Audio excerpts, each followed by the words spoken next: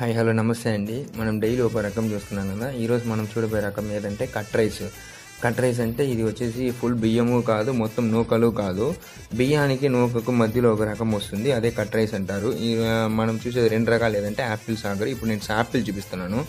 ఇది చూస్తారంటే అట్లా అన్నము కాకుండా ఇట్లా కట్ రైస్ కాకుండా సెట్ అవుతుంది. ఒక్కొక్కరు వచ్చేసి కట్ రైస్ని అడుగుతారు. మ్యాక్సిమం ఇది వచ్చేసి మరీ బియ్యం రేట్ కొనలేము అనే మరి నూకల కన్నా మాకు మేలు ఇవ్వండి, అన్నంలా ఉండాలి అంటే దీన్ని తీసుకుపోతారు.